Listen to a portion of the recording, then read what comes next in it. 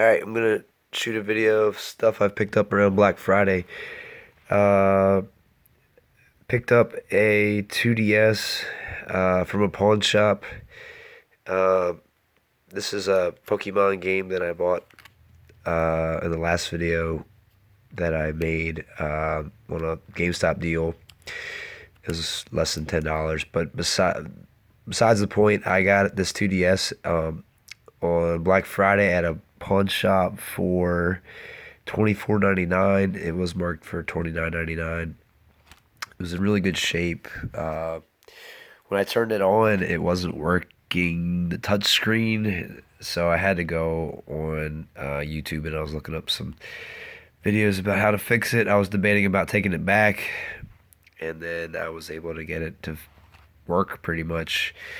It's working like 90% of the time now, which is fine because I don't really even know how much my son will use this. He's been obsessed with playing on my little 2DS, but we'll see.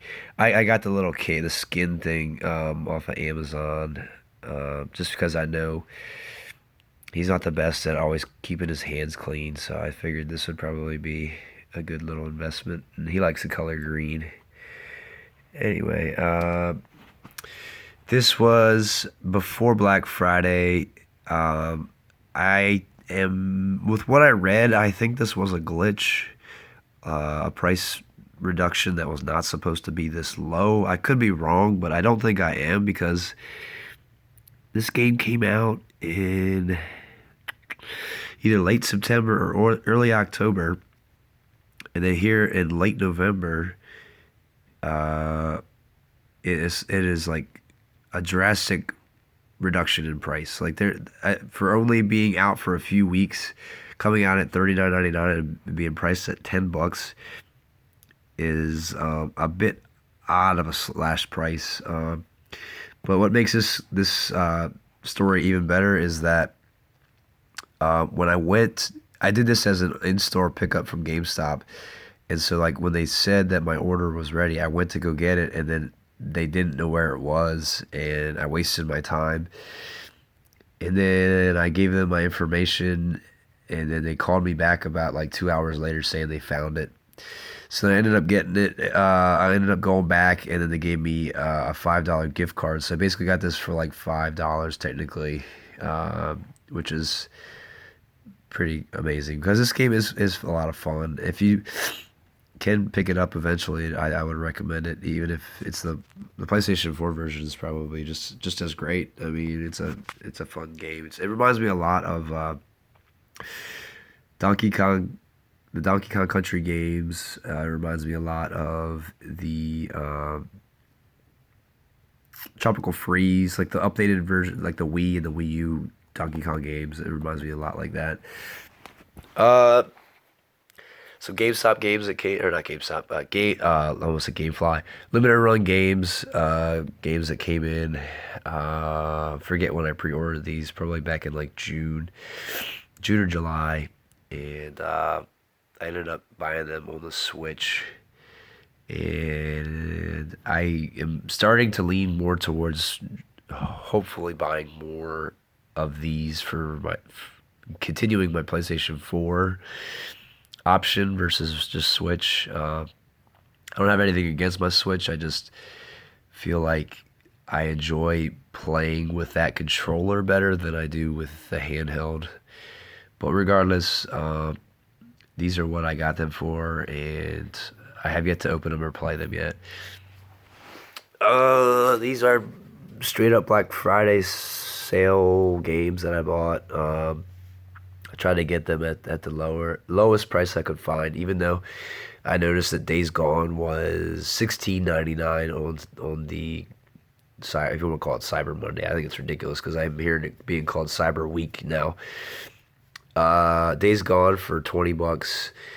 I was in Dragon Age. Dragon Quest Builders 2 for I think it was 25. My son will really like that, or not playing it, but just watching me play it. Sekiro, Shadows Die Twice. I think that was 25. I did not get this for the $15, which it was marked at on Thanksgiving Day, but it then did come back. Oh no, I'm sorry, I did get this for $15. It came back like Sunday. I saw it on Amazon, and then I got it for 15. It wasn't for the Switch for 15, but it had been reduced on Amazon on PlayStation 4 for 15. So I got that for 15, which is pretty good. And I was able to get this at 15 when it was advertised as that. I think either Best Buy or Amazon, I can't remember. But for basically all these games, was that $50 for those two? 70, yeah, basically $100 for these five games is pretty good, I think. $20 a piece. That's really good, I think. I'll take that. Just having to wait and just be patient and then play them when they're still not that old is really good. Uh, Almost forgot about these. Two other. I guess I got these on. I think this was before Thanksgiving. These were on sale like the days before Thanksgiving, and I jumped on this because I wasn't sure how easy this was going to be able to be found in the future. I think I paid 25 for that, and then I was kind of kicking myself because I think it came down to 20 after Black Friday. It was 19.99 somewhere. But regardless, I'm not gonna kick myself over $5. This was 20. I love Secret of Mana, so I'm a sucker. I have a couple different versions of it. I have the ROM versions of it on my or SNES Classic, and I have the actual cartridge version, and I have a repro of the third one. Technically, it's just Secret of Mana 2, but it's the third one. And I will probably buy Trials of Mana when that comes out, when it gets at a reasonable price. But I do have Guacamelee on PlayStation 4, the physical version that came out with. I forget which company that was that prints that. It's the same company that did. Oh man, there's top down. Not Hotline. I almost said Hotline Miami. Man, oh, I need to go to bed. I feel like I can't. I'm not thinking straight here. Anyway, I wanted this specifically for the second one, but I would love to replay and have both of them because they're both. I've heard really great things about the second one. I know that the first one's really good.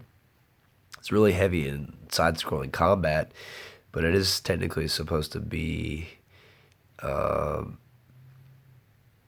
know that the subtype. Well, the what am I talking about? Metroidvanias. That's what. As of late, those are good exploring, evolving type games where you're trying to find new areas and get stronger over time, that type of thing.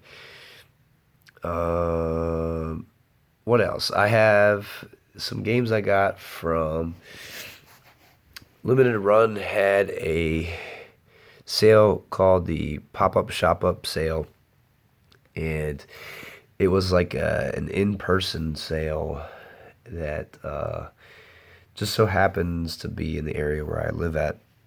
I live really close to I was gonna say their warehouse, but where they do business, and I was just lucky enough to be able to drive over there and take advantage of the sales they were having on the extra inventory they have. So this is what I was able to pick up. They're all PlayStation 4 games. I wanted to get the PlayStation 4 versions of certain games that I have for Switch, just because I just wanted to do that in case I would decide that the Switch version is just not cutting it. I felt that way definitely for this one. Salt and Sanctuary is just really not easy to see on the small Switch screen, and I feel like I would definitely benefit from, especially with and it's so dark. It's such a dark game to begin with that it would benefit to play it on a bigger screen and with a TV. I just don't play my Switch on a TV. I never even got the docking thing out of the box actually. But Salt and Sanctuary, I got all of these were sealed and still they charged at the original prices that they originally sold them for. So the only one I got at a discounted price was A Whole New World. It was meant to be a sale to get rid of inventory. They had some of the inventory was damaged, but when I got in there, I did not see very much damaged inventory. I saw a lot of like pristine condition stuff. But the whole new world PS4 copy was the shrink wrap was coming off, so I didn't really care. I'm gonna play it. I already did play it a little bit. It was like $18, so I thought that was really nice. They just kind of judged the condition of it and then put a price tag on it. Super Hydora, I opened that up and played that a little bit. I was pretty impressed with that. It's challenging, but it's not like you get so angry that you just want to forget about it and not play it ever again. So it reminds me a lot of Super R Type, I think, or Gradius, one or the other. I can't remember. They're very similar to one or the other of those two. I said. Sundered. I did not have that, and that was one I missed.